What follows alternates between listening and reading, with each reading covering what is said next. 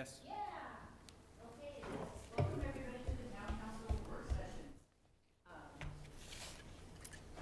It's, I guess, a little bit late, 6:05, and our discussion tonight is Basalt River Park costs and next steps. And I'm turning it over to some staff person to kick us off. So I'll start, Susan, and then since we have Bruce on the phone, if you remember the last time the phone kept dropping as the person waited longer and longer, so we might want to try to avoid that. But I'm going to try to frame it in the best way that I can.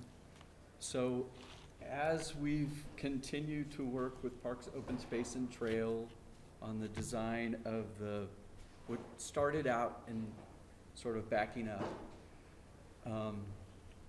Downtown Area Advisory Committee Council established the Big V, if you remember. And the Big V became that park element that DAC felt was important to the overall redevelopment of downtown. And that V started out a little narrower, and then it actually widened. And then April of last year, at Two Rivers Cafe, the council sort of congealed around, okay, let's go with that bigger V, based on which weir we were looking at. And then we got to what I call the polygon discussion, and whether the polygon was public or private. There was some discussion about it, but ultimately it felt to the council that the polygon was part of the public improvement piece. So that became the map that we handed to Post to start working on. So the Big V, which came from DAC, which included the polygon, was the park that they started working on, taking into account the other river restoration that we had done on both sides of the Roaring Fork River, both the Midland Park side and what we're now calling the Basalt River Park side, which extended all the way through Old Pond Park. So if you remember, as we were doing the river restoration, we actually took Old Pond Park down in terms of the water in it, and then went back and built benches in it, and then brought the water level back up over time. We still have improvements that we need to complete around Old Pond Park as part of that sort of original plan that only took us, up to the river restoration and getting Old Pond actually working as a pond again. So that led Post to work on the entire what I will call river corridor, which included that portion of Two Rivers Road that the V came across. And then we have another element down there with the Roaring Fork Conservancy, which if and when the council gives direction as to what level of public dollars we want to put in, we're going to layer back into the project. So it would make sense if we're looking at the west end and the east end of Two Rivers Road and you're grading, you bid that all out at once, which I think is what Jen and Laura showed in sort of their schedule that came out with this. I've had a lot of conversations with council members related to the polygon. I would probably summarize it as we see the piece of land, we see the value of something going on that piece of land. We're not sure that what we're seeing, describing, or paying for is necessarily what we want to do. So is there a way to just own that land? And then as we develop the park and as we look at what the potential for that polygon are, do we fold it into the development that might come always owning the land? Or do we do what's currently proposed by Post, but it almost seems universally everybody feels it's just too soon to try to figure out that design. With that, one of the things that we tasked Bruce with, really going back 18 months, is as we go forward, there are public improvements that will be required. There are private improvements that have been considered and will be considered in the future, depending on how the purchase and acquisition work. And in time, we need to figure out how to pay for those public improvements. So that's what Bruce has been sort of tasked with. Along the way, Bruce has been tasked with, don't make it hurt the town's general fund. Make sure the debt structures that we're currently carrying in terms of prepayment We still want to try to, retire our debt early if we can.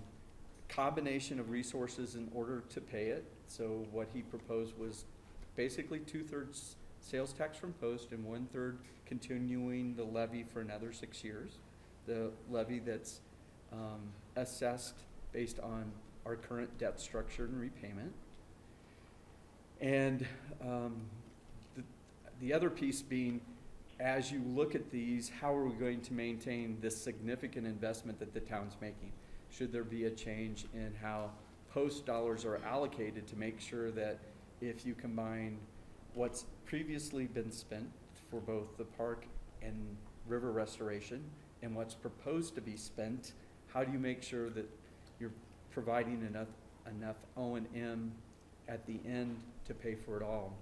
One of the questions that I got related to the acquisition of the parcel, and if you remember 2 weeks ago I said you really have to start talking about the acquisition of the parcel, because you really can't ask people to vote on something that you don't own. And at the very end of the council meeting, when everybody was tired and probably not paying attention, I said, hey, I'm gonna keep working on this park piece, which includes the polygon, which is approximately 1.15 acres. So it's 53% of the total site. In terms of, will the Roaring Fork CDC consider a bifurcation of it so that the town could consider a purchase of it going forward? The idea that we subtract the purchase, we work with potential funding partners, we identify other revenues that we can use to make that first purchase of the park land, with the second piece being decided later on. I will tell you that I've heard numerous ideas as related to that land purchase. One of being, if you have 8 million, why wouldn't you just drop the pavilion or the hub center or activity center and just include that in the purchase of the property, and then do the property purchase and some level of improvements all at once? And for the voter, it makes it really simple and clear. With the only sort of caveat that I heard is, when do we get to the discussion of the development piece? Or is it a discussion that the town council has going forward, and it's just, that's the next thing you have to do as part of that purchase?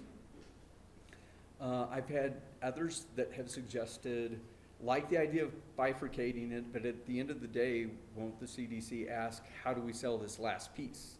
And yes, that would be a concern that they would have, and they've shared. Yes, town, we would agree to bifurcating it, but how do we know in a year if Lowe can't submit something that you approve, who do we sell this piece to if nothing can be approved for the development?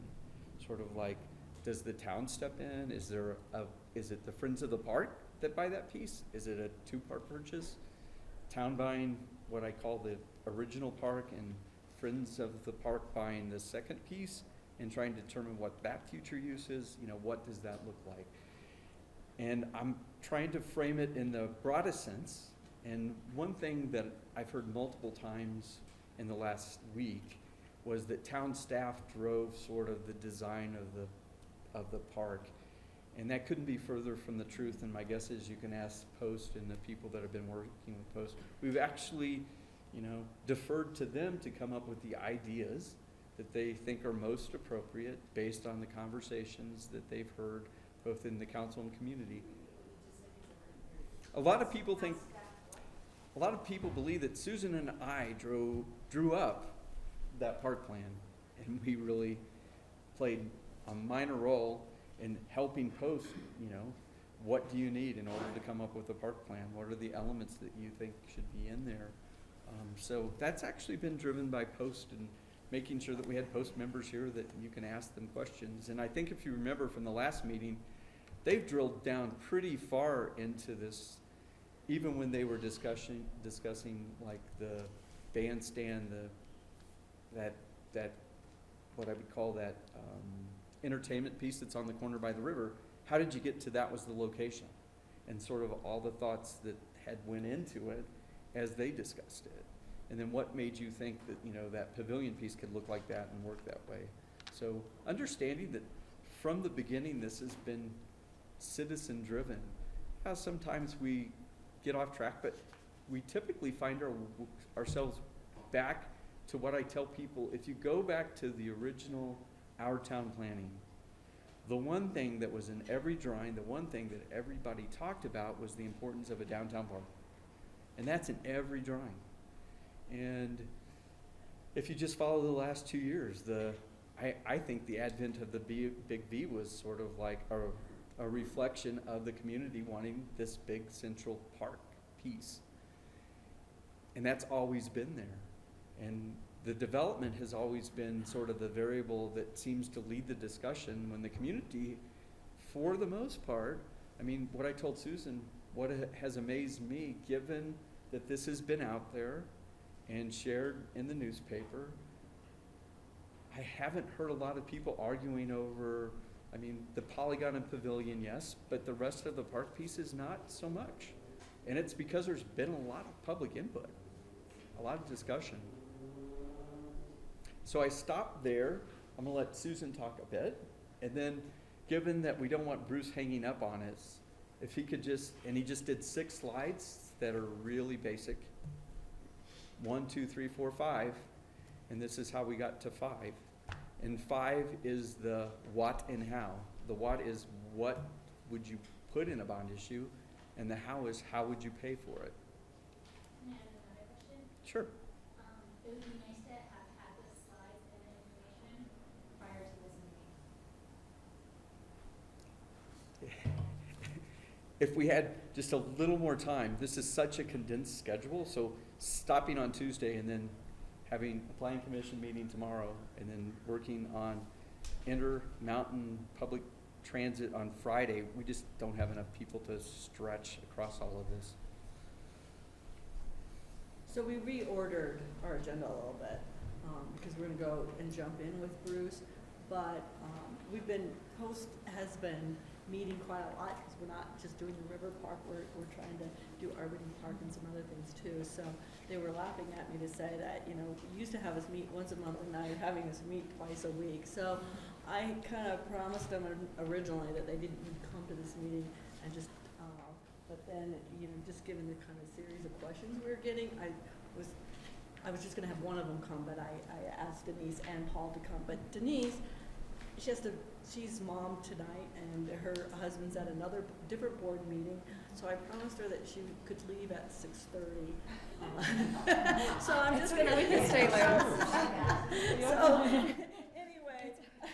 So anyway, I just thought that maybe before Denise left, that maybe she could just say a couple things, and more for kind of clarification of the subject that Mike had brought up earlier. Well, I think it's important to look at this piece as, you know, what do we want our park to be? There's so much talk about, oh, when I went out of town in Salida, and I love this park and that park. Well, we have this park that we can make into a legacy and create it to be a destination for so many walks of life, whether it be kids or revitalizing downtown. Look at the events that perhaps RMI and Roaring Fork Conservancy can host when you have things like a world-class stage, a amenities hub, and a wonderful fishing pond that's accessible to all, including the handicap. When you look at the piece from start to finish, it's truly something so special that I don't know very many places in Colorado or anywhere in the country that can have something so special that we have here. Well, whether it's developed or not, you can look at the amenities hub where if there is development, let them fund that. If not, then it's something that maybe we should look into. But it's just such a special project we think is so special. We've worked so hard at it, and we were so happy to unveil. And yes, it is expensive, but so is everything else. When you're looking at something that you don't want to scratch your head 5 years later and be, oh shoot, we should have done something better. You want it done right the first time, otherwise it's never going to be right, and it's going to be more expensive to fix later. And this is something that will revitalize downtown restaurants, retail, it'll fill up storefronts, with or without development. It will revitalize downtown, and I think that's an important component that we all can agree on. And all walks of life will use this park. I love this design. Just to follow up on that, I think I've heard the word legacy used many times, and I have to say, it's Post and the designer that made this happen here. I mean, it's not happened yet, but it's going to happen. And it is a huge, big deal. It is a huge, big deal for Basalt and the whole valley, quite honestly. So, thank you. Well, I would just follow up on a subject Mike brought up before. Excuse me. It's those olives. I like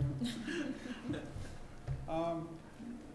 There was some question raised here, and before I've heard this, was the town staff driving this? The only thing the town staff did was basically gave us a coloring book and some crayons. And so we played with the crayons and with the help of other consultants and input from people in the town. This is what we came up with. But, you know, it's easy to look at this in its entirety. But there are certain improvements that I think everybody here would agree on. And I think that maybe those are the things that you should focus on first. And there may be some things that the entire council doesn't agree on. We've talked a lot about the amenities hub. Is that something that we're going to plan and look at funding right now? Maybe yes, maybe no. Maybe that's something left to the developers. I'm not in a position to be on either side of that issue. The other piece of this, the band shell structure, I think is something that certainly could see some more examination of costs and what does the council want with that. But when we went back, or when I go back to the beginning of this entire process, and there were more people on the post committee at the time, we went over there and we had several walkthrough sessions where we walked around. We actually, everybody independently drew pictures and discussed what they thought would be important in that park. And in addition to the basic park finishing, the band shell or stage was one of the issues that came up every time. And I think that is something that in general the town would like to see. Do they want to pay $500,000 for it? I'm not sure. I'm not the one that is going to make that judgment. But the placement of those things was all done through consensus. We looked at every possibility. We literally placed the band shell in every possible location around that park before we came to the conclusion that that was the best one. And I think if you went through that thought process, I don't want to go on too long, but the thought process was quite long. It included everybody's opinions, but in the end, it's what the council is going to have to decide on. So yes, there are parts of this that can wait. Some of it can be financed in other ways. And there are a lot of pieces that can be fit in with the developer, without the developer. And I think it is a good idea to review these numbers. I would never go with the first number that someone gave me to build a house or a condo. But it's the general idea of what is it that you want. And I think the people in this town don't want a weed patch across the road. So I would leave it at that. So I think we're ready actually to go to Bruce, and then we'll circle back to the remaining questions, because I think it'll help frame, like, where are we going with them on ACASE. Bruce, Yes. you're on. Okay, great. And Mike and Susan, does everyone have the PowerPoint in front of them and or anything else related to my topic? It's the PowerPoint slides on the screens right now. Great, thank you. The town of Basalt logo. Susan, did you have something? No, you're just right at the first page of the PowerPoint with the town of Basalt logo. Okay, let's go to the next slide. What I'd like to do is just go through in a little more detail the summary that I gave at last week's council workshop about the analysis that we're doing and the scenario that we've developed that I gather is already garnered a fair amount of discussion, and really just to reiterate that this is one of basically limitless scenarios that you can, you know, explore and consider. We really just wanted to create a base case to look at using existing resources for what we thought would be a conservatively short amount of time. What would the project funding capacity be given those parameters? So let me just go through this in a little more detail and also put them in the context briefly of your overall financial outlook, since we feel very strongly that whatever solution we devise for the river part also has to allow you to pay out your existing obligations as they might relate to the underpass as well, and then give you some flexibility to meet other town priorities. And by those, I guess primarily I would mean enhancing your general fund balance again to a certain extent over time, and then also maintaining some flexibility to fund other capital projects, because as you all know, the town really doesn't have a specified CIP or capital improvement plan, but you all know that there are road and other needs around the community that the town should continue to address. So with that opening, I guess I wanted to just go here through the summary of the financing framework, version 1 as we're calling it. And this is just a sort of an overview of topics. We'll go into more detail. But then as Mike mentioned, I guess the last thing, and that should be a number 5, is that the ballot question really would have 2 parts to it if the council wanted to put something forward. The what, in other words, what are you proposing to build or acquire? And how would you go about doing that? And I'll go into a little more detail on that as well. So I mentioned this last week, but one thing that's in the model and that is really the starting place is how you're paying off your existing bonds. You have 2 bonds outstanding, one from 2013 and one from 2014, both primarily relating to the Cannon Fork site. Although the 2013 bonds also did refinance some debt that you had previously, and we were able to refinance that with you for interest cost savings. So the 2013 bonds, I should note, those are the bonds that are supported with the property tax levy. And right now in 2016, you have a property tax levy of roughly $560,000. And per the ballot question that was approved back in 2013 under the Fix the Forks question, that levy was authorized to be in place all the way through 2023. Okay, so it was 2014 through 2023. What we're showing for the 2013 bonds is that based on the designated use of post dollars and the current tax levy that's in place of the $553,000, you'll actually be able to pay off those 2013 bonds in the year 2020, so 3 years early. And 2020 is an important date because that's the first call date or redemption date that's available on the bonds under the offering that took place in late 2013 after the ballot question passed. So what I'm trying to say is that you're on track basically to be able to pay off those bonds in full, pay off the principal balance in full on the earliest call date of 2020. And then basically what that means is that the last 3 years of the authorized tax levy of 2021, 22, and 23 can be repurposed should you and should the voters decide to do that.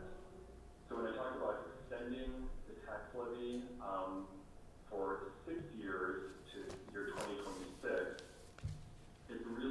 it is a 6-year extension from that call date of 2020, but it's really only a 3-year extension from what was approved back in the 2013 ballot question. And that's just maybe not here nor there. I mean, taxes are taxes, whether it was authorized in 2023 or not. But I wanted to just impress on everyone that we're on track to pay off that debt 3 years early, avoid a lot of interest expense for the taxpayers, and then you have the capacity to decide what to do with that tax levy authority, along with the voters, of course, as it relates to this river park. And Bruce, as it Yeah. stands, just looking at the numbers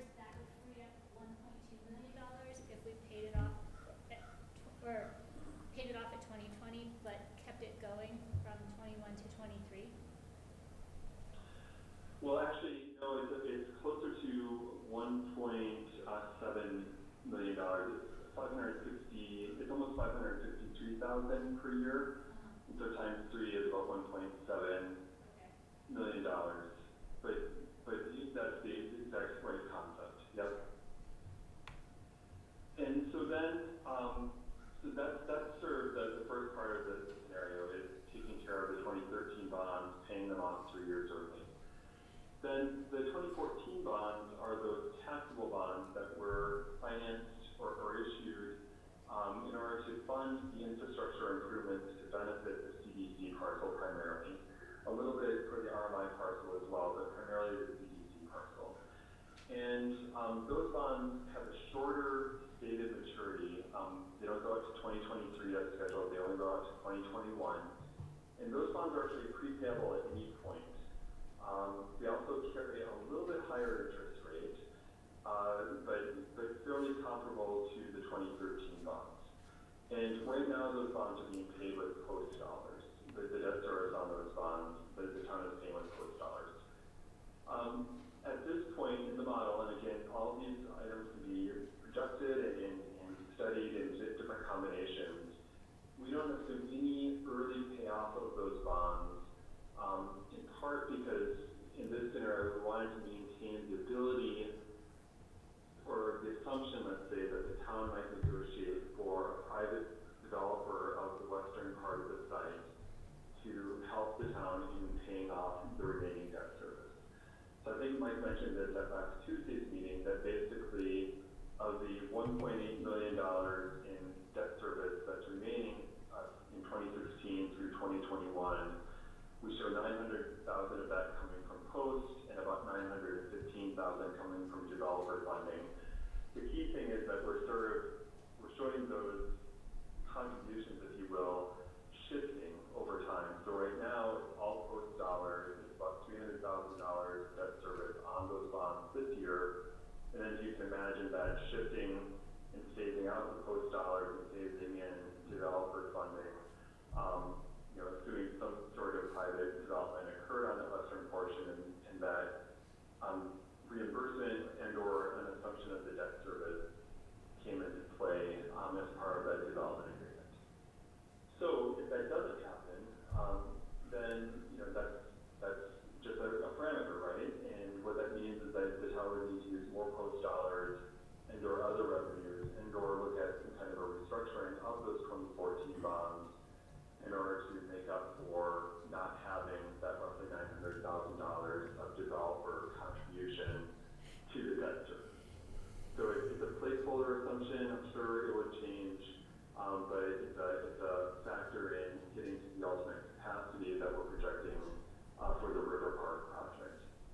Are there any questions about either the 2013 debt or the 2014 debt as we have them in here for this base case scenario? Okay. So then the next piece of existing obligation isn't truly existing, but it relates to the underpass. And clearly it's been a town priority for a number of years, and we've put a lot of resources into obtaining a pretty tremendous amount of matching funds and partner contributions towards the cost of this project.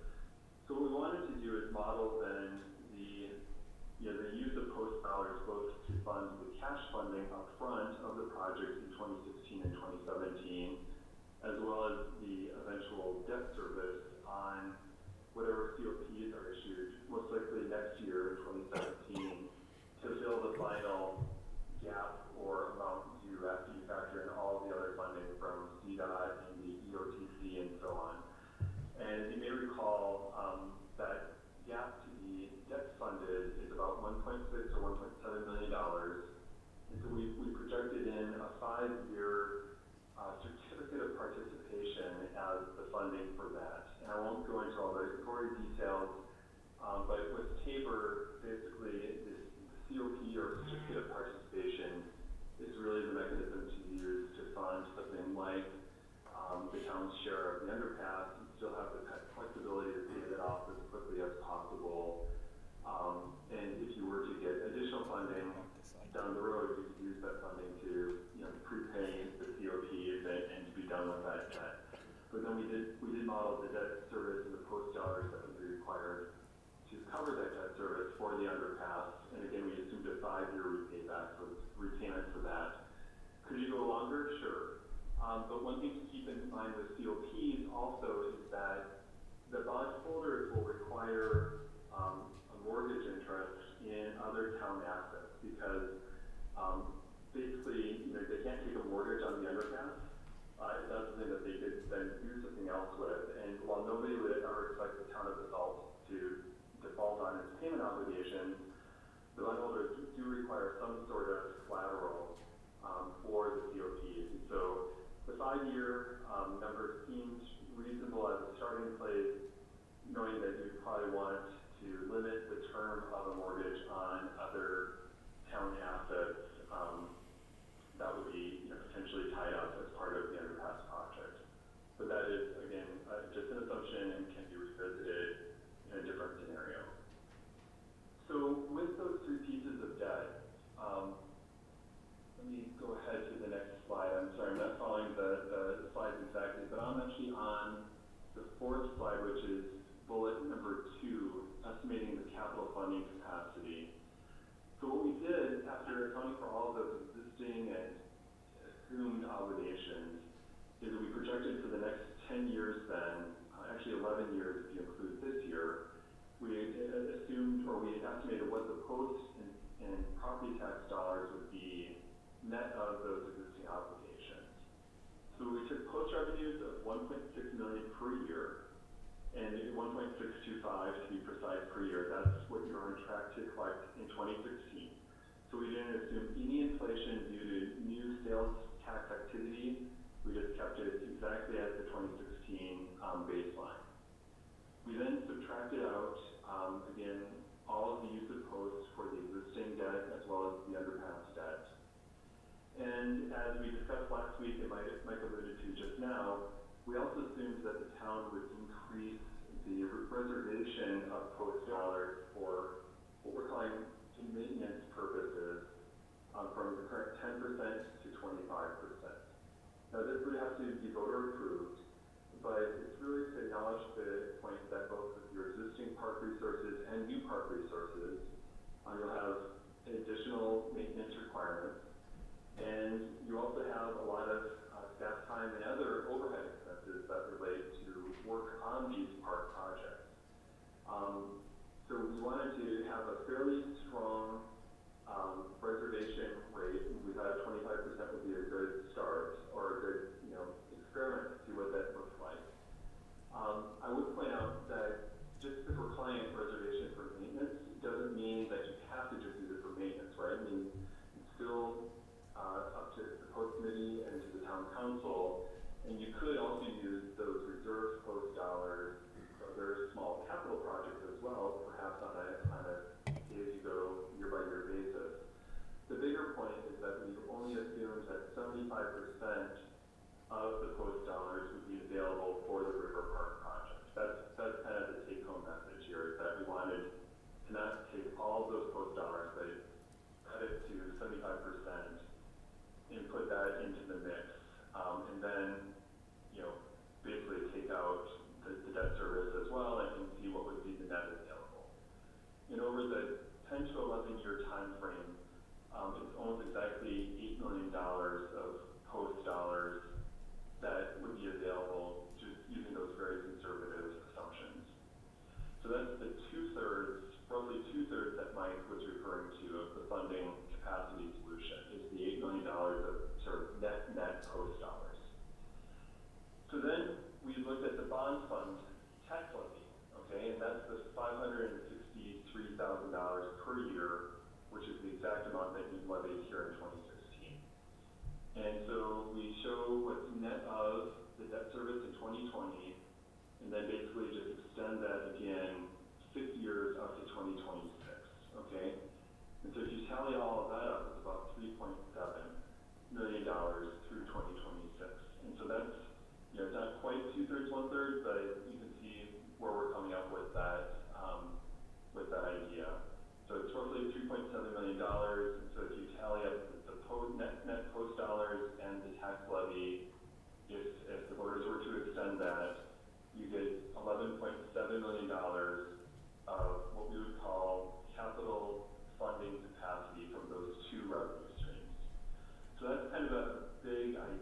this after this $11.7 million, that's sort of shift to, okay, how do you actually, utilize that $11.7 million over the next 10 years to actually build something here, potentially in 2016, 2017. So are there any questions about this slide before we move on to how you would actually utilize those dollars? Bruce, this is Jackie, I have a quick question. The 11.7 that you're talking about available for, additional debt service? Yep. What if it's not used for debt service, or does it have, or are we already committing that? No. So the post dollars, I mean, you're continually collecting post dollars, for post eligible activities, right, Mayor? So that's $8 million that we're calling net is going to be available for whatever you choose to do. The part that's really in question and would be part of the ballot question would be the $3.7 million of bond fund tax levy, which is the extension of the exact levy that you have in place today. That's really what, if you didn't approve, you didn't put the ballot question forward, and if voters didn't approve it, then you wouldn't, after 2020, or certainly after the year 2023, if you didn't decide to prepay those 2013 bonds, that tax levy would go away. So let me This- rephrase the question. Is the 11.7, is that just available, period? Just available? No, so I guess what I'm trying to say is, remember, I think it was Jen who asked the question of if you extend the tax levy by 3 years, it's essentially sort of a net 3-year extension. It's the about 1.7 million of net new capacity. So Bruce, let me jump in. 8 million is post-sales tax where it just exists and you can dedicate it to whatever purpose you want. And the 3.7, you have to get voter approval to do. So 8 exists just as it is today Right. and forecast over time. And the 3.7 only comes into play if the voters would approve an extension. Right. Thanks, Mike. It's a little complicated by the fact that you're using 2 revenue sources to pay your debt service, but that's exactly right. So there'd be the 8 million that you would have. So the other question about the funding capacity and the total of the 11.7 Bruce. we're projecting. Bruce, wait a second. Just to be clear, that is confusing. You're saying 11.7 is available to do whatever you want, pay for the park, whatever. Why is he phrasing it as for servicing additional debt? That's what 11.7 is what we can access, right? Is it just semantics? The 3.7 you can only access to pay for Right, that. this is assuming this master plan, Right. which is ingenious and devious, goes through. But it's just, it is a little confusing. That's what we have if we choose to continue the. Correct. And we have 8 if we don't. Correct. Okay. Let's make that clear, don't what? Put it To the vote. Extend the existing tax a few more years. And then just understand, Bruce, that 8 is back-end loaded, meaning most of those post dollars get freed up in years 2020 through 2026. Correct. And then a Right. question, are there post dollars for anything else? That's all of the Yeah, post dollars. that's net of the 25% reservation, as I described it earlier. Those 25% of post dollars available for other projects, for like our Right, park. so basically $400,000 a year, Gary, exactly, and then we modeled in some amount of inflation, which we haven't at this point.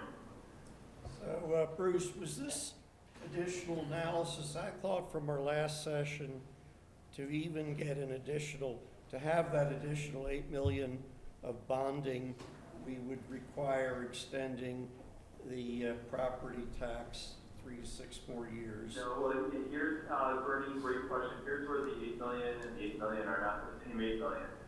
So the 8 million of post revenues through 2026 are the, what I'm calling net numbers of revenues that are the cumulative amount over the next 10 years, right? The $8 million of project, like actual funding to build stuff, let's say next year, that would be the net proceeds of a bond issue. But those are two different $8 million numbers. It's your next. I'm about to transition into that second $8 million. The problem is we have $8 million that shows up twice for two different reasons. Right. But is that a problem with the back-end funding there? Not really, no. So let me just ask, I guess, if there's any other questions about the sort of this slide with the number 2 at the top before I talk about, okay, how do we actually create a debt structure around these revenues? Just to confirm that we do need to go to the voters to the third bullet down, increase in post funds for maintenance from 10% to 25%. Yes. It's my understanding that that's right, Jen. Okay.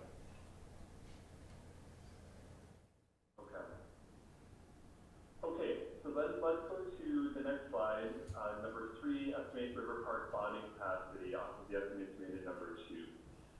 So one of the things that's kind of fun, and I'll put that in quotation marks about being a bond geek like me, is that you get to take these kind of weird looking revenue streams and figure out, okay, how much money can you get today for the revenues that the town would put forward as available revenues over the next 10 years. And bond investors really don't care what those revenue streams look like or what the repayment looks like, especially with general obligation bonds, because they know based on your credit record and your very strong rating that no matter what the debt service looks like, you are good for it. And while this is back-end loaded, as Mike put it, over a 10-year time frame, especially, that really doesn't cause concern because it's not like we're trying to stretch this out over 25 or 30 years with a ton of back-loading over that kind of a time frame. They know that the chances that you're going to change your mind or that something's going to go to heck in terms of the town's fiscal capacity to pay its debt is a lot less likely to happen over a 10-year period than a 30 years today. So what I did using that $11.7 million, and it starts out, as Mike alluded to it, of about $150,000 in the first year, and it goes up to about $1.8 million over the last 4 years. Is I structured a debt schedule using those revenue streams and factoring in what I thought reasonable estimates of interest rates would be either later this year or in early 2017. So, the idea is that if you did put a ballot forward to the voters and if they approved it, you could even be in a position to sell those bonds as early as December of this year. And that's in fact what we did with that first pen and fork bond issue in 2013 is you sold that bond issue about a month after the voters approved that ballot question and it was certified. So, we didn't specify an exact issuance date, but that's kind of what we went with here. And using slightly inflated interest rates, we estimated that the bond amount itself, so the actual principal balance of the bond issue that could be supported with this future capacity would be about $10.4 million. Okay, so that's what's called the par amount or the total principal amount of that bond issue. Now, there's a certain amount of that bond issue, we're assuming 2.5% that goes for the underwriter. That's the bond company that would buy the bonds. That's not us, we're the advisors, but the Piper Jaffray or the D.A. Davidson or whoever would buy these bonds. They take their commission out of that. Then there is a fee for financial advisor, bond counsel, which is bond attorneys, the credit rating with Standard & Poor's and other things like that. So 2.5% is probably conservative, i.e. a little bit high. Your net proceeds would probably be a little bit higher than 97.5%, but we assume that. And if you take 97.5% of the 10.4, you get about 10.15, we call it $10.2 million of proceeds that would be available to acquire and build stuff. Now, when I first presented that number, Mike said, okay, that's great, but we might not want to bond for that full amount up front, or the town might want to further restrict how much of the base case scenario it actually puts towards the river park, maybe want to keep more post dollars available for other priorities. There's any number of reasons why you might want to give this number a haircut, right? And so we thought it was appropriate then to show 80%, which not surprisingly is about $8.1 million of bond proceeds. So as this slide shows, your number based on this pretty conservative short-term base case is $8 to $10 million of actual cash that you would net out of a bond issue and be able to spend on project costs. So that's where I should probably stop and ask if there's questions on that point. Bruce, define project costs. What could all be eligible? Project costs can be anything from acquiring land, and that's a whole other topic of discussion, to building landscape improvements of any sort. You can apply that towards the pavilion or the band shell, to actual structure. Basically, when you're going to the voters for geo approval, you can use bond proceeds for virtually any cost. There are certain rules that come into place about publicly owned acquisitions and assets or improvements versus spending bond proceeds on things that will be for private use, and that's why we had initially that public or that tax bond issue and then a taxable bond issue back in 2013 and 2014. But my long story short is that you could use and ask the voters to approve geo bonds for virtually any of those improvements that were discussed last week and more. Bruce? Yes. It's Jackie. What if we, and maybe you said this, but what if we bond unrestricted, like you're saying, and then we get partners who are open space partners, and we end up having to restrict a portion of the parcel? How do we fiddle around with that money to where that money that we bonded unrestricted, you know what I'm asking? Well, when you say restrict part of the parcel, what do you mean? Well, it sounds like all of this money is unrestricted.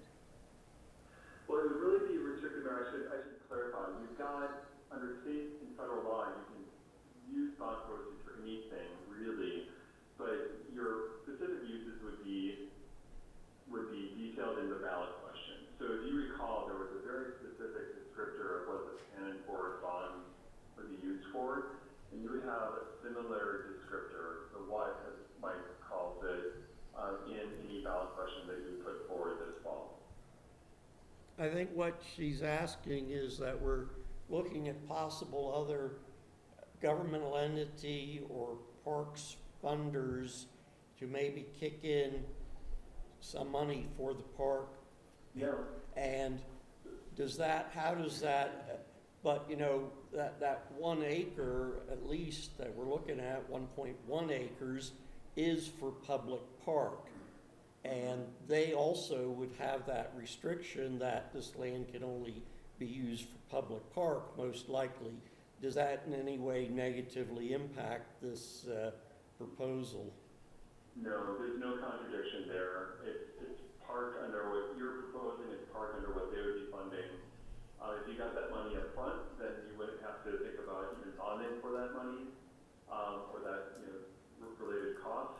Or if you thought you might get some money from partners over time, we could always structure all or some of the bonds with an early call feature so that you could just pay off those bonds with money as you received it, if that happened after you actually sold the bond. So you got a couple of good options for allowing for those other funds to come in. Yeah, that answers Jackie my question. And similarly, if in fact we buy the entire parcel and want to designate around an acre, or a little less of an acre, for private commercial development, then would we be able to use the same strategy and go taxable on that? Right, that's where you would absolutely have to go taxable on that portion, just as we did when, you know, the town looked to improve the CDC parcel with the 2014 bonds.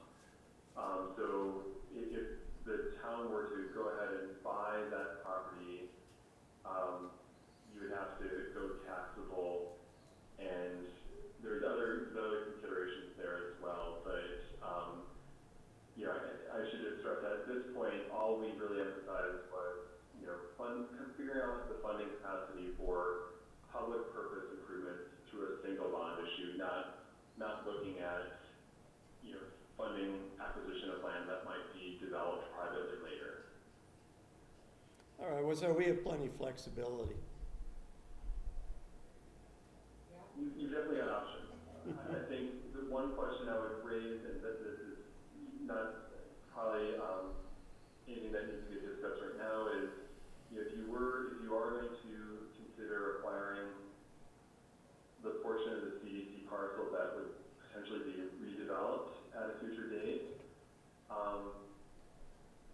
you basically have to assume that you are going to be paying all of that debt service yourself, and put it to the voters that way, because you can't in the ballot question say, hey, we're buying this, but we're pretty sure the developer is going to buy it from us, and therefore, you know, don't worry about it, right? You have to show the tax impact, assuming that the town owns that through the entire debt term. So that's just one wrinkle that we would want to think carefully about. But, you know, in terms of acquiring, if you go with the big V and you're looking at the eastern half of the CDC parcel, and then all the other improvements as the post committee put them forward, all of those things would be fair game for a single tax exempt bond issue. Well, so the follow-up is, we'd have to put it to the voters, but it doesn't change our ability to finance it. We still have the bond ability to finance even that if the taxable bond was a little bit more expensive. You have the statutory capacity, sure. Yeah, I think one thing is, if you all say, okay, 11.7 million is the pot of revenues, and not to say that it is, you know, you could ask for an additional mill or two. You could ask for longer than through 2026. There's any number of things you could do. But, you know, that $11.7 million of funding capacity only goes so far, right? So I think it's just, you know, digging back into the post recommendation, and also the question of land acquisition, both, I'm going to say, the public use and the private use. And I don't need to make any prejudgments on that, but you know what I'm trying to say is that those dollars would only go so far, and so you just want to look at those carefully and see where you want to prioritize those funding dollars going. So, sorry, this is Jen. In that case, let's say we're interested in acquiring the entire 2.3 acres as all park. How does that would be, so you're saying that there's implications that if it is ever to be developed, then we have to really pay attention to the funding. But if we do go to the voters and say, what if it's just all park, and the financing is going to dictate that until the bonds are paid off?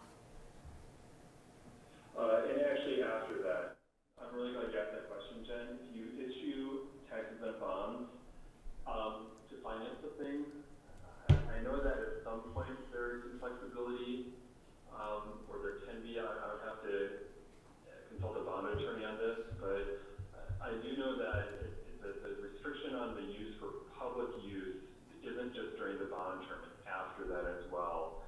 And it's for a significant amount of time after that as well.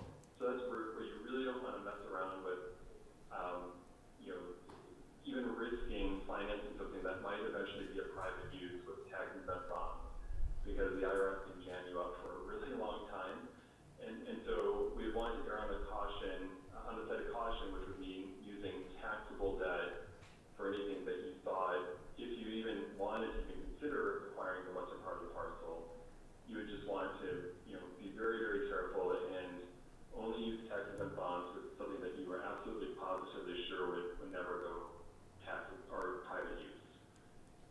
And Bruce, wouldn't we do it just the way we did this taxable issue? It's callable from day one. Yep. So if it turns out it's for a tax exempt purpose, you can call it and replace them. Yeah, it's very easy to go from taxable to tax exempt. It's really hard to go from tax exempt to taxable. This might That's be right. a question for Mike. What if our sales tax revenues go back to '08 levels? What does that do to our scenario here? So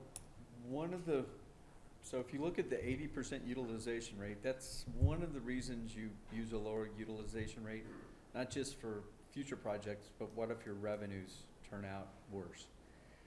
Also throwing in 25% that's basically taken out of the post dollars, so by limiting the amount that you can issue and then limiting the amount of money that's available, you kind of constrain yourself into, in a sense, accounting for those tough times that come up. Always knowing that every GO issue is backed by property tax. So you always have to have the ability to levy a property tax in order to make the repayment. But most comes from sales tax. Right. So you're telling me that it would work with Yeah. '08 levels? Yeah, we took 400 out of 1.6 million, and if you reduce the amount that you're issuing, so let's say that's a 20% reduction, then you need, in a sense, 20% less revenues. So 20% less revenues of that 11.7 million is about 2.5. So 2.5 million over there over a 10-year period, an additional 240,000 that you're reserving within the post. So put those about $500,000 we've sort of taken out of the stream. So you're saying that you would be having this discussion even back then? Yeah, thinking about when you get to the point that you're looking at it, don't utilize all your capacity, reserve a higher amount since you're building these park amenities. You don't have to start spending those park maintenance dollars right off the bat, carry them a little longer into the future. Okay. And the idea is don't expend all of your capacity, either in the revenues that you receive nor the debt that you issue. And keep them as short as you want. We could show you 15 and 20-year timeframes, Sure. but just understand at 15 and 20 years, you're carrying more debt and you're carrying more interest expense. So keeping it short is actually better. And also remember, when you keep it short, should it be draconian in terms of what occurs, you have the ability to refinance and stretch it out if the revenues get that bad. Given the, That's a great point, and we've got examples of where that's happened, and, you know, if you have to stretch out due to completely unforeseen circumstances, a lot easier to do that if you're starting short than if you're starting at 20 or 25 years and trying to go to 30 or 35 years. isn't there a case, given the super low rate of debt now, that you would wanna use as much capacity as you could now, because you're unlikely to get that good a rate in the future, and if things are great, you have excess money, pay the bonds off more rapidly? Yes. Yeah, you could. You're just bumping up against more of, I'm hesitant to call it risk, but the possibility that you might have to increase property taxes, because if you do see a sharp downturn in post dollars, you know, like Mike said, it's the property taxes that would have to go up accordingly. But no, it's a argument I hear from a lot of clients is let's take advantage of these rates. And by the way, I think I mentioned this last week, but using conservative rate estimates, we're assuming about 1.7% for this 10-year bond issue.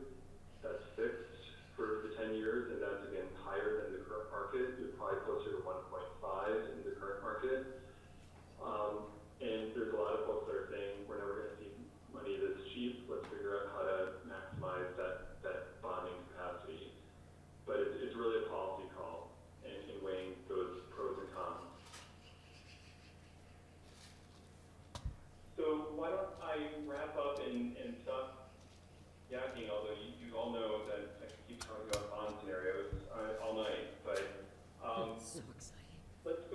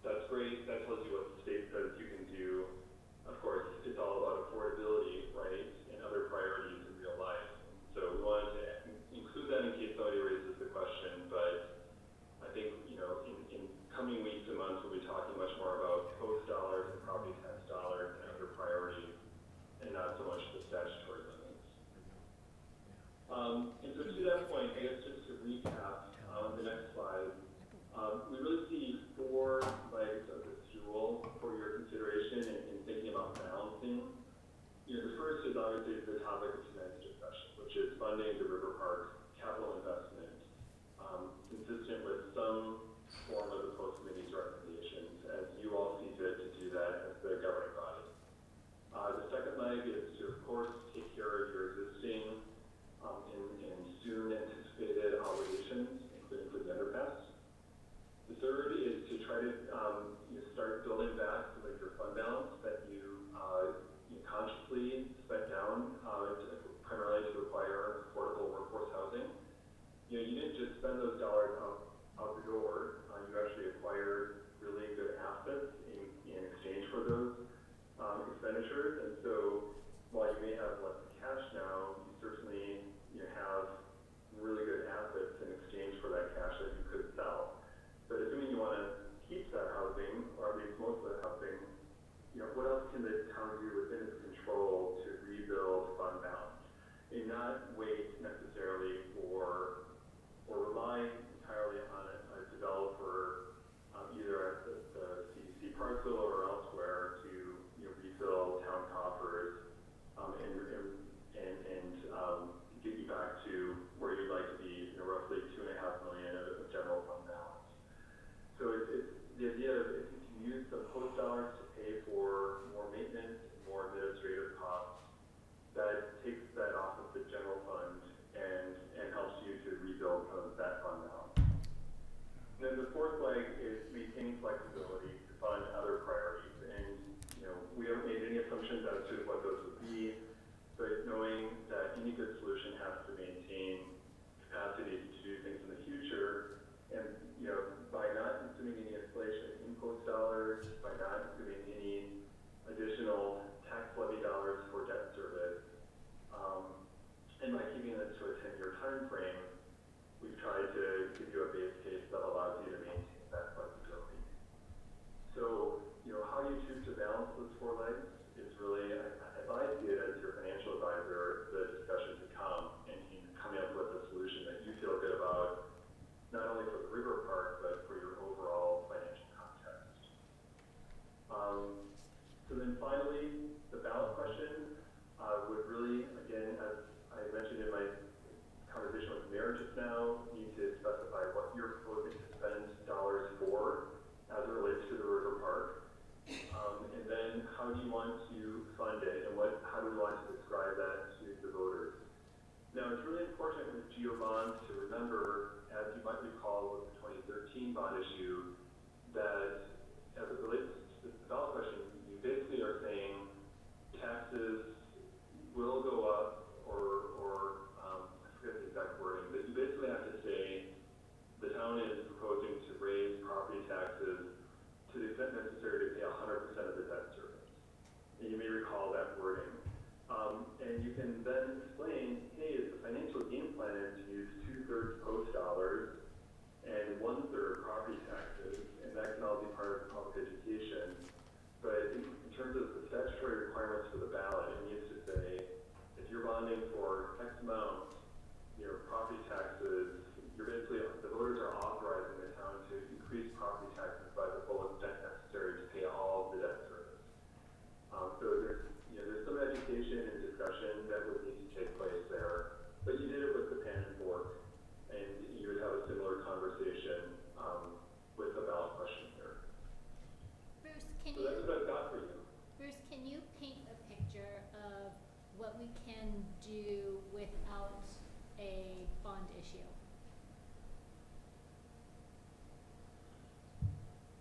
Well, I'm glad you asked that question, because you need a ballot question, so without any bond issue at all. So not even just with property taxes, but without any bond issue. Is that what you're meaning?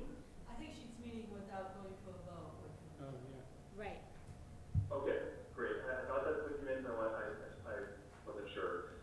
Okay, so if you didn't go for a vote, then we're talking again about that, let's call it the $8 million in net post dollars.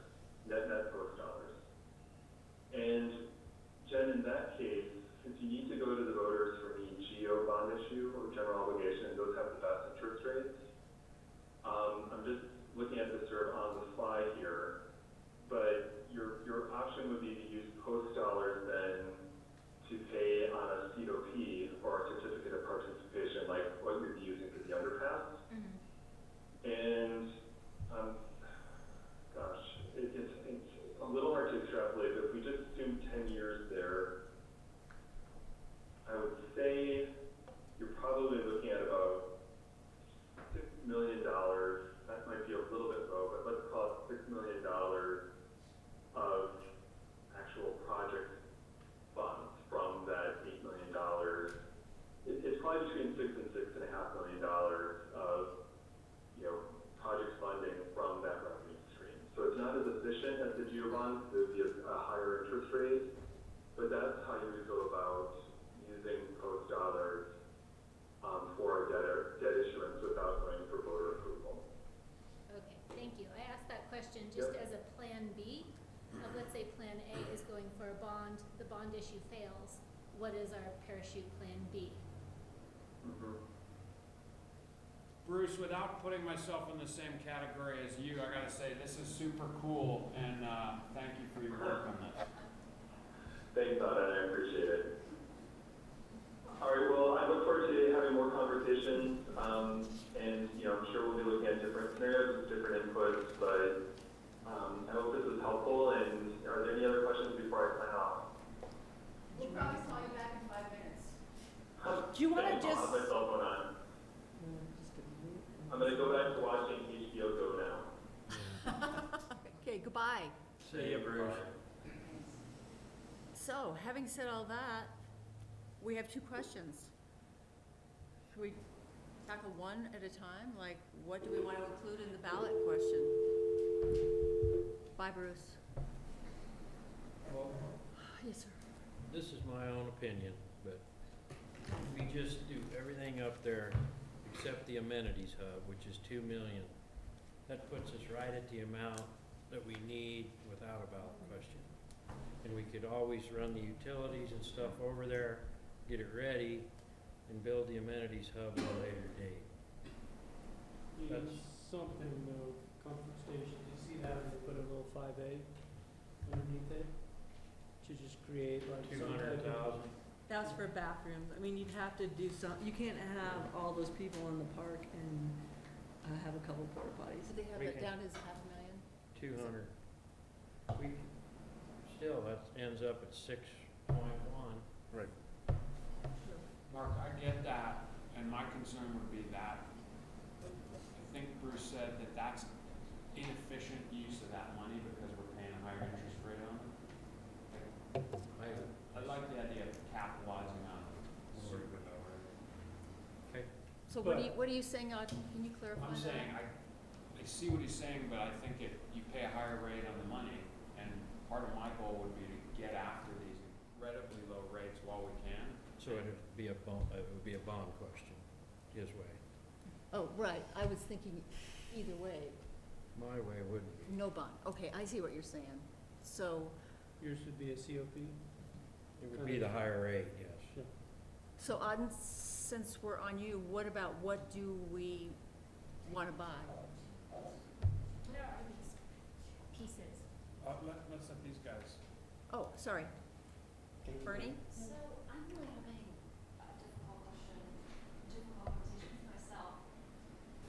Trying to figure out what on earth to do with this $8 million when we haven't had a conversation about how much are we spending to buy which portion of the park for our partners. Because until I know that, I don't know what potentially of the 8 of the 11 or whatever number we come up with, what is going to be allocated to purpose. And until I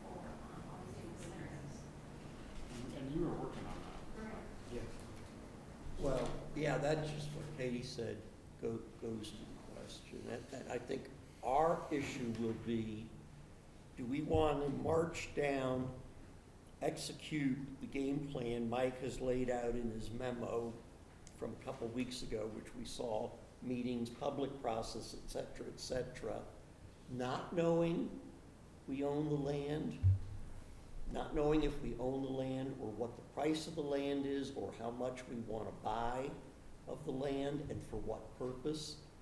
Are we still willing to march down that path of actionable items, hoping that we will get there by the drop dead date of August 23rd, 26th? Because really, we can pull the plug on anything until that drop dead date. We can, shoot the whole pool table and then hold that last ball out and make our decision that day. And also, like Katie was saying, I think that's what we need to address here tonight or very shortly. And the other thing is, no, 6 million will not get you that, because that does not include land costs. Right. You virtually will have to go to some kind of a public vote, even if it's not raising taxes, but extending taxes, if we are to buy the land in time and then hope to bring in those other nonprofit public partners to help reimburse us. I'm in the same boat, and Bernie completely hit me point at the very end, being we need to know what the land costs are, and keep it simple at that. For part and all. Yes. And that I'm willing to wait on writing the language around the park amenities until we know what the outcome is. And my interest is in purchasing the entire 2.3 acres. Okay. Gary or Auden? I mean, I look at it going, try not to get caught up in the details too much, because what we're trying to do here is something for such a long-term vision of this town that what I've seen before when we work on open space purchases and you work on trying to figure out the cost for all of this, you can make it work. What Bruce has just laid out is a roadmap to make it work. I agree with Katie 100% that we do need to know the land costs. That's just part of the deal. Because to me, the land costs need to be included into whatever we're asking the voters. We have to know that cost, because my whole goal on all of this was to make it as clear as possible to the voters of what they get. If you approve this ballot, this is what exactly you get. You get the entire parcel with a piece left over for development that you can sell off, or you're just buying the park piece, and then what amenities are you putting exactly into that bond? Make it as clear as day so I can go sell it to the voters and people can buy into this vision. So to me, it is, let's get those pieces together. I think today was a really good explanation that we have the capacity to do it. We can make that happen if we can figure out these other little pieces, figure out those land costs, figure out like where everyone is comfortable with on the park piece. And I think everyone's very comfortable with the fact that part of this parcel is going to be developed in the future. Now, does the town own the parcel that's going to be developed in the future? It really will come down to the Community Development Corporation deciding, like, are they willing to bifurcate or not? And if they're not willing to bifurcate, if the only way to make this incredible park happen is to buy the whole thing, we need to be clear with the voters why we're buying the whole thing. Because we want to make this happen.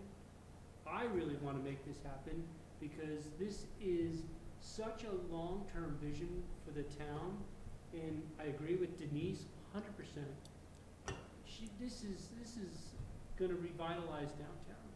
You've seen it in so many other communities. There's no other community in this valley that has even this opportunity. Eagle just went to their voters to do this type of stuff on their, on the Eagle River near them, and their downtown's not even that close to downtown. It's not the river. It's not the river. It's just, this is so visionary. This is so big for the future of Basalt that, you know, I'm willing to spend even more of my time going to voters to make it happen as long as I'm clear and everyone is clear about it. So, as a governing body, would you be more comfortable in saying, we've bought the entire parcel and we've identified this development piece, so let's call that option one, or would you be more comfortable in bifurcating it and leaving the development piece with the CDC?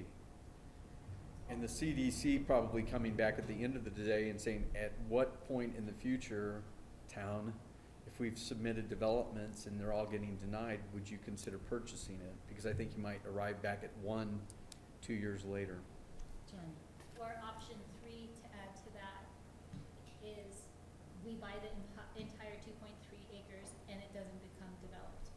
Right. Going back to square A, having a eureka moment, the development parcel, to me, I will speak for myself, was a negotiation to be able to afford before seeing what Bruce's numbers are.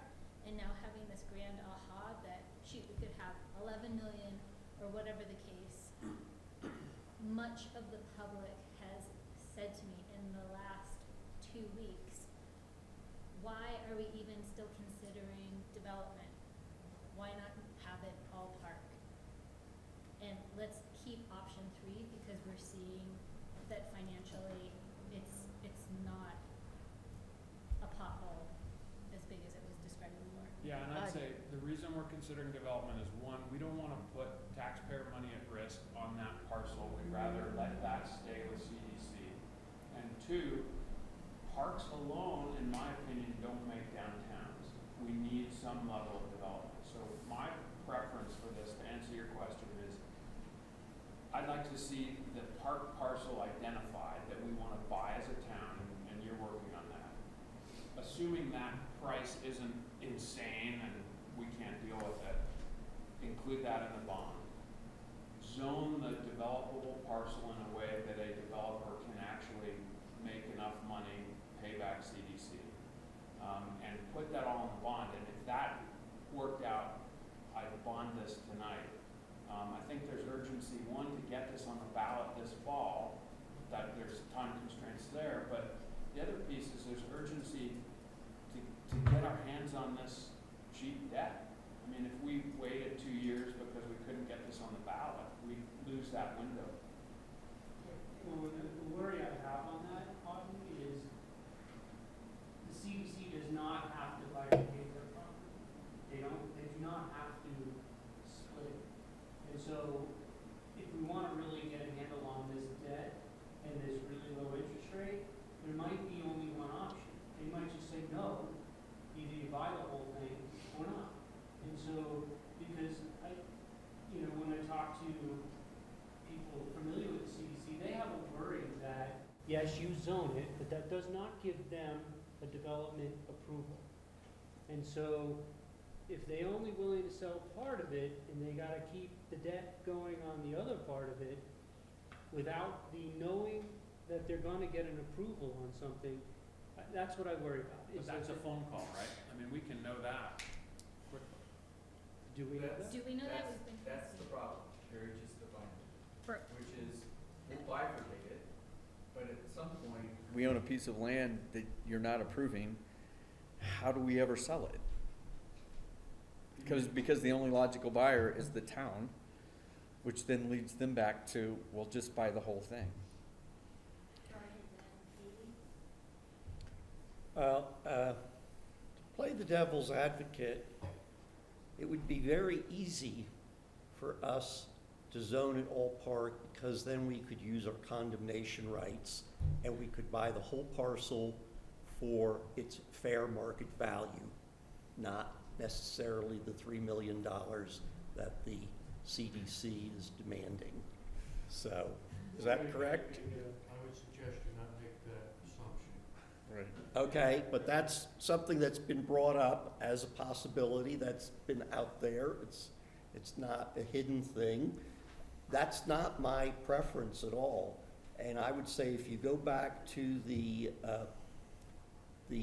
Downtown Area Advisory Committee, which was this diverse group we put out there to give us the overarching direction, they show some significant development, not a park.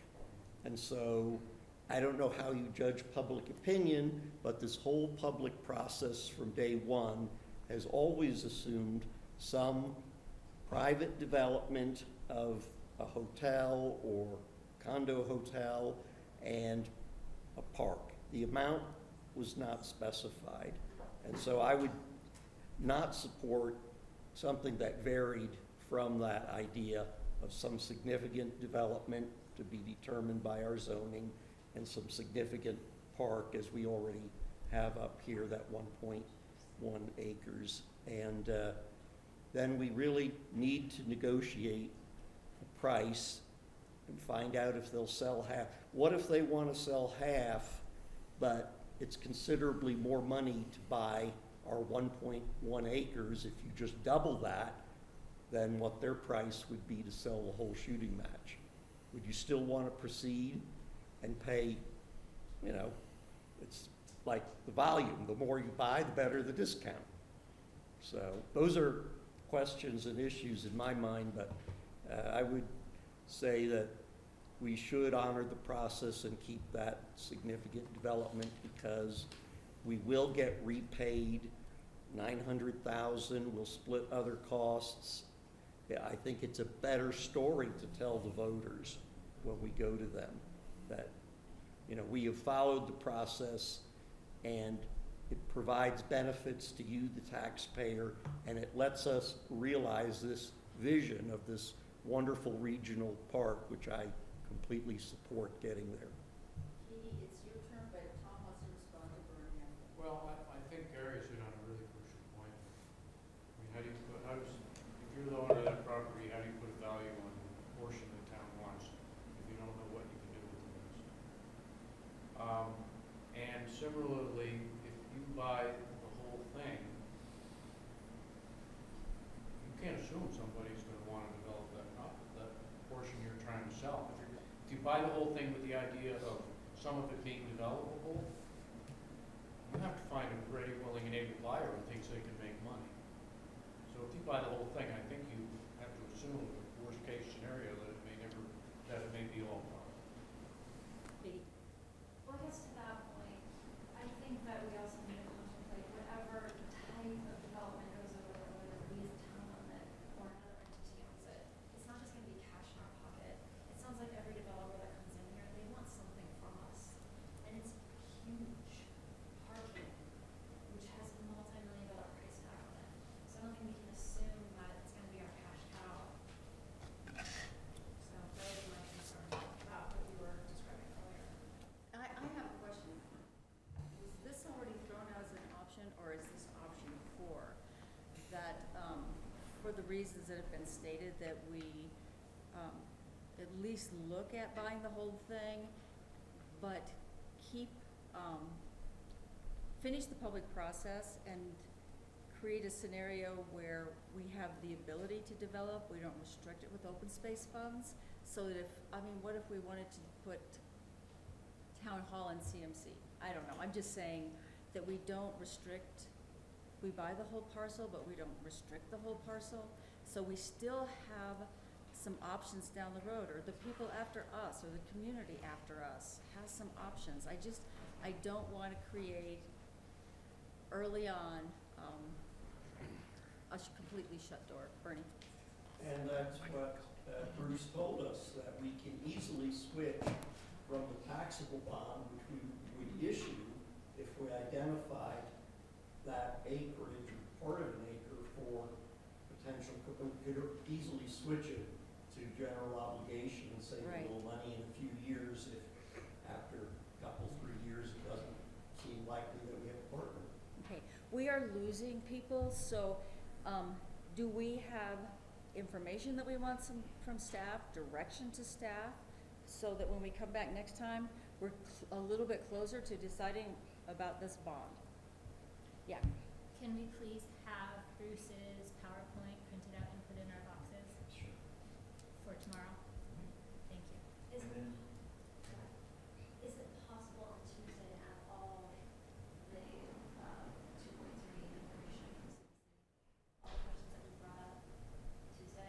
yeah, and the more that you can address in terms of your concerns, The more that can be conveyed and structured into an agreement. Because one of the things in just listening to the discussion and trying to figure out, I mean, it's sort of what Gary started with, Tom described, which is even though you end up with this whole parcel, who's to say this parcel is ever going to be developed? So you have to kind of step to how do you gain control of that parcel over time, assuming that there's some amount of time that the current developer that has an option with the CDC has in order to submit a plan. And it's almost, I would call it a lease buyback, where you enter into agreement that over time, we take a bigger interest in the parcel. And at some point, if you can't get it developed, and the buyback is this, if you find a developer and you get it developed, you pay back the lease payments the town has made. But when the town makes the 6th lease payment, we own the parcel. And that gives you the option to allow it to continue to be examined for redevelopment, and it also allows them to know that at some point they get out of the deal, which I think is the issue that we're gonna have with the CDC every time. Tell us when it ends for us, because we just want out. Tell it when it ends. Just tell us when it ends. That's the biggest issue that people think it's so easy just to bifurcate into park versus development, and it's not, because the seller of the land gets to choose if it wants to bifurcate their land. So, I just want to provide as much option as possible to make this vision happen. And this vision has a developable piece on it. And that's, to me, I'm still okay with that developable piece. But I want to make it very clear that from all the discussions with Lowe's and everyone else, it's really difficult to develop that piece. And we've got to make it sure, because I doubt they'll bifurcate that with just like a lovely, we're gonna zone it, and then you still have to go apply. It's it's a really difficult thing, because by the time it all comes, we might not be sitting here, it's a new Right. council, and they really, in the end, they can make that decision. It's not as simple as if you had like a zone district up and you've got a single family home. This is a lot different, and I would rather have certainty for the voters, I'd rather have certainty for the town, and, and really make this vision happen sooner than later, because I agree with Auden 100% that we're never gonna probably see bond prices like this again. And so we got to, if we're gonna do something, we should do it and make it available so we can, because we do have the capacity. Bruce gave us the capacity. Let's do this. Yeah, So, Mike, it sounds like you're working on what is the parcel that we would suggest get broken up? And, that's one question that we need answered. And doesn't, CDC would need to know what the remaining parcel is zoned for them to be willing to do the deal, wouldn't they? So wouldn't this council have to decide, agree on zoning for that parcel before? One of the things, because we're kind of throwing land use and zoning around at the same time. So in a master plan, we define land uses. So we've defined land uses. The zoning is the property owners. Right. They get to decide what they want to zone their property for. They could come in and ask. well, they get to ask. Yeah. Get to ask. They get to ask. Yeah. But they get to ask. Yeah. Just a little clarification there. Right. So while it would be great to think that we can determine the zoning, it's going to be on what they come in and ask for. I know, but we have to send a signal that when they ask, we won't say, no way, right? Otherwise. Then that's where we can come back to what Katie and I agree upon is they're gonna come back with, we want it, the land use as this, and we want $2.6 million for underground parking. They pretty much, I mean, the And developer that's a given, gets in that the has room. been stated Yeah. all along, so assume that is real. Let me just call on Tom, if he's got legal advice for us. Well, the other, again, I'm back on carrying what Mike said, the zoning isn't enough to determine final development plan, which would be the basis for an accurate determination of value. You could make a preliminary estimate of value based on zoning by saying, well, here's the least we could do under the zoning, or the most we could do. But given the flexibility of the CSC zone district, it's not like saying you get somewhere between 5 houses and 10 houses. It's it's much more flexible. Secondly, and I'm not asking you to address it now, but remember, the town's already invested a lot of money in this property, and as in the past, the council has indicated a desire for some consideration, unspecified, for the two-plus million that the town has already invested in the CDC property. So that's a complication. Well, let me just say this. I know that we probably aren't going to decide this tonight. There are additional pieces of information that have been requested, but neither Gary nor I are going to be here on Tuesday. So I'm going to put my cards on the table to just say, I think we need to buy the whole thing. I think we're going to muddy the waters for the voters. I think we're going to be in deep trouble trying to explain to them about maybe bifurcation, maybe not bifurcation. We don't know how that, nobody's gonna vote yes on a weird question like that. We need to say, the reason we wanna buy it is this, and state the reasons that we want to create the greatest community in the world, and, I mean, and that we need to do this in order for that to happen. Yes, Tom? And to follow up on that, Jackie, you should have a contract first. To go to the voters and say, Oh, I mean, you can ask them for an authorization without a contract, but realistically, if you're voting on that, are you gonna vote on it when you don't know what the price will be? Right. And I don't know, Gary, if you're comfortable saying, but I just feel like we're leaving these guys without a couple of votes. Thank you, Jackie, for sharing.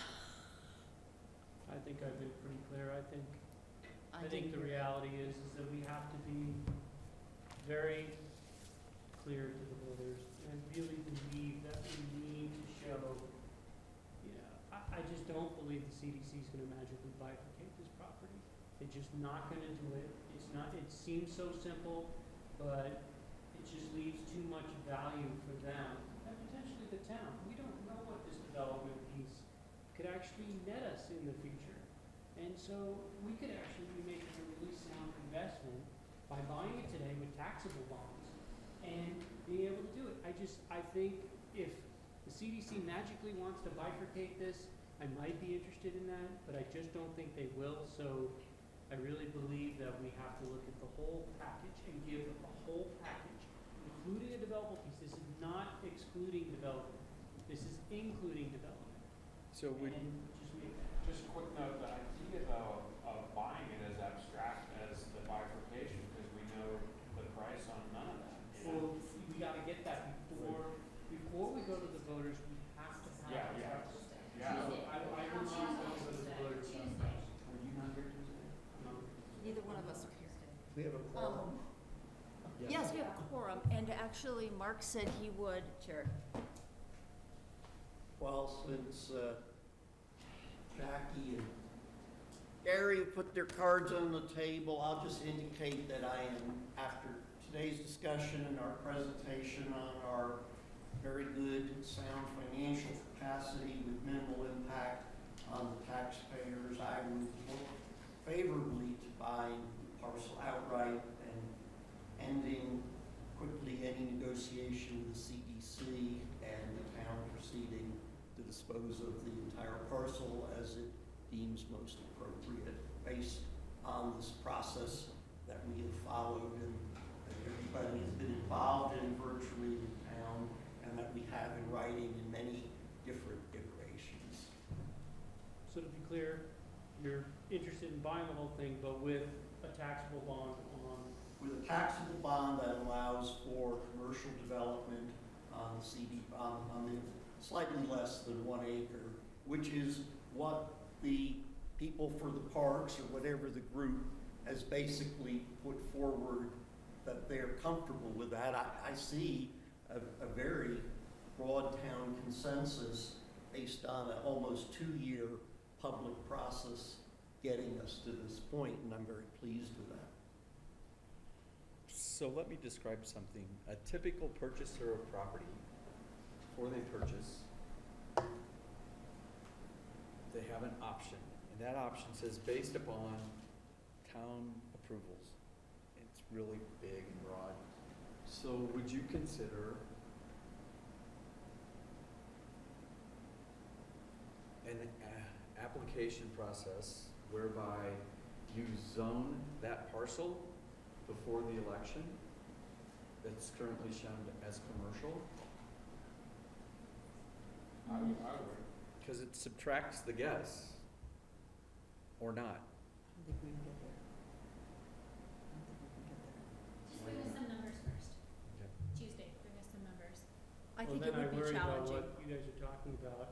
But then the time frames. Right, time frame. I don't wanna get so confused with the voters that we're rushing one over the other, because I really believe what Bernie just said made it very clear that, you know, if the CDC, to make it really easy to buy the whole thing, put part of it in a taxable bond, so we know that we are looking at a potential future development, you finish the zoning, and you find a developer who wants to develop it or not. And then we can make the decisions on parking and everything else that has to be part of it, and maybe you include it with other developable pieces to make the parking work better and other pieces. I just think, be clear.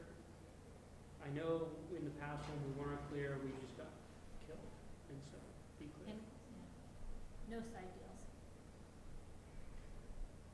Side deal?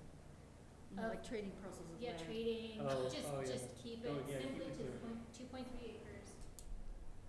No, I think you're talking after the fact, weren't you? After we own the parcel, that's when you open it up That's to. when you do, Right. well, then you look at it as a town because you have more, everyone complains that we don't have control over this. We Right. don't have really control over that. So this is giving us an opportunity to be controlling this and really looking at it going, okay, if we really want to develop this is what we're going to do. But my concern is, like, you already control as you can zone, so you don't have to buy it and put the taxpayer money at risk. And I worry about you buy it, oh, now it's not developable, you've spent that money, and you're sitting on that junk. So, and the other piece is, what if the number's unpalatable?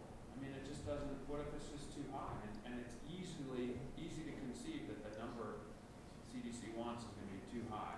But I think For our as effort. we're discussing all these hypotheticals, we just need to know the facts. Mm-hmm. And we need them on Tuesday, because we can't move forward until we know the facts. And until then, we can talk about scenarios and hypotheticals all night long. Sure.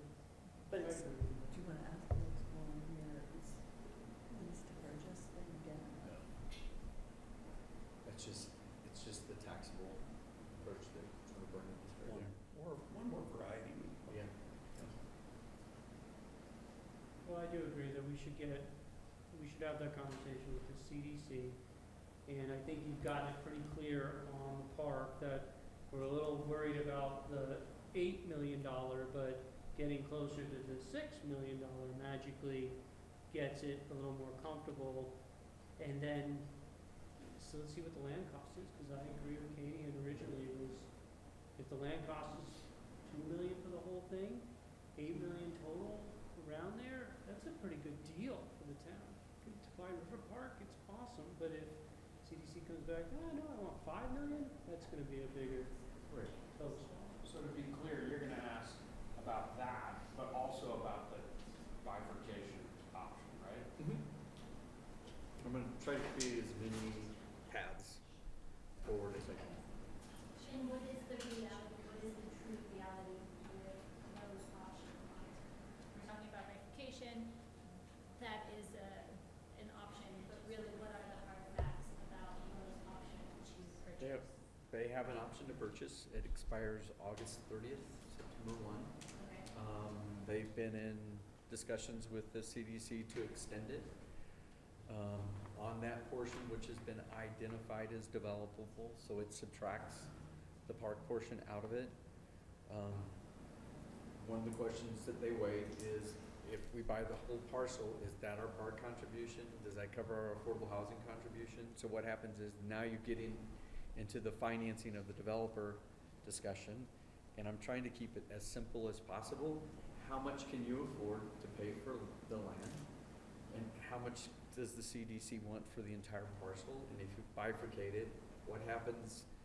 And it's really comes back to that same question for the last 20 minutes. What's the CDC's exit strategy at the end of the day?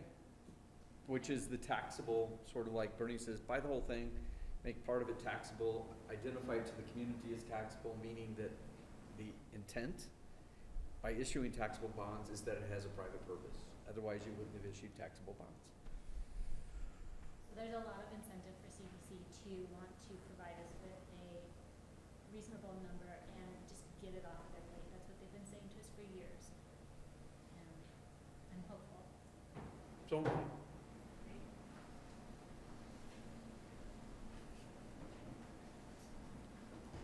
So, are we getting close to finished? yes, 'Cause next okay. Tuesday, come with numbers and a plan. You didn't ask any questions. Just suffer, just Oh, we're suffer. here, we're So, here. Do we need to like adjourn? Can I get a motion? Motion to adjourn. Second. All in favor? Aye. And thank you for all the And- discussion, because it actually helps. And don't leave, because there's Thank a you. lot of birthday cake back here, so, It's and Jack's Robin and birthday. I are ready. Can't hear. We are ready. It was a trip in the desert.